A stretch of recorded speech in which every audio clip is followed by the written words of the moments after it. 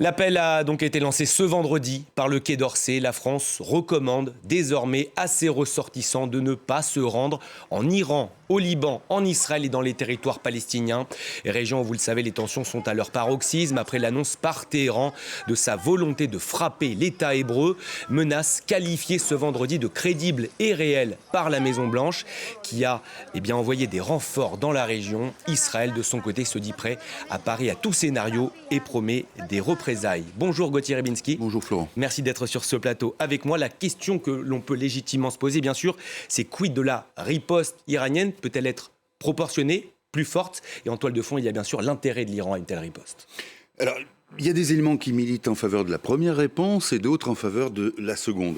Ce qui milite en faveur de la première réponse, c'est le souhait ardent de Téhéran et depuis longtemps d'avoir le leadership dans la région, aussi bien dans la région arabophone que, évidemment, du côté des Perses, et d'avoir ce leadership à l'encontre, on va dire, de l'Arabie Saoudite, et d'être incontestable. Qui est le grand rival régional, on le rappelle. Oui, qui est le grand rival régional, et avec lequel il y a eu des fortes tensions, et puis parfois on se rapproche parce qu'on sait que personne n'a intérêt justement à ce que la situation dégénère. Et là, face à la situation, ce que peut être tenté Téhéran de faire, c'est d'activer ses bras armés, ses appendices, comme le Hezbollah, comme les Houthis, pour ne pas entrer directement lui-même en guerre, mais manifester cette volonté de puissance. Ce qui va à l'encontre de ça, c'est que pour Téhéran, cette affaire, si elle conduit à un affrontement avéré et manifeste, c'est quelque chose qui risque de retarder le programme nucléaire de Téhéran. Et ça va à l'encontre des objectifs même du guide suprême, des gardiens de la Révolution, etc.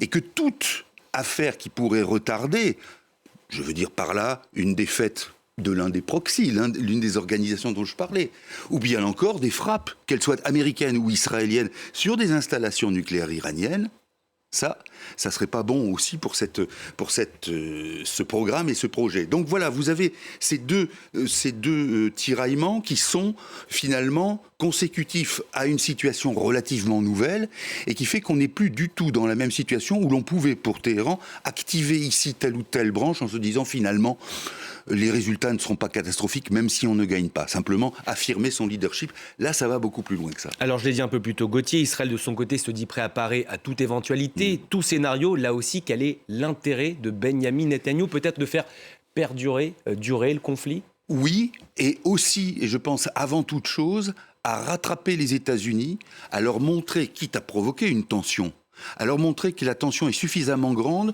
pour leur dire, vous voyez, vos états d'âme, vos réserves par rapport à ce que nous faisons, tout ça, ça doit être balayé. Le combat, il est enfin celui que, non pas que l'on souhaite, encore que certains Israéliens le souhaitent au gouvernement, mais en tout cas, ce combat majeur, vous ne pouvez pas en être absent, sinon, nous, on va y passer, et c'est pas dans votre intérêt. Manière de justifier sa stratégie. De justifier la stratégie, quitte même à la provoquer. On voit bien que les attaques d'Israël sur le sud Liban sont de nature à justement renforcer ce risque. Gauthier, vous restez sur ce plateau avec moi.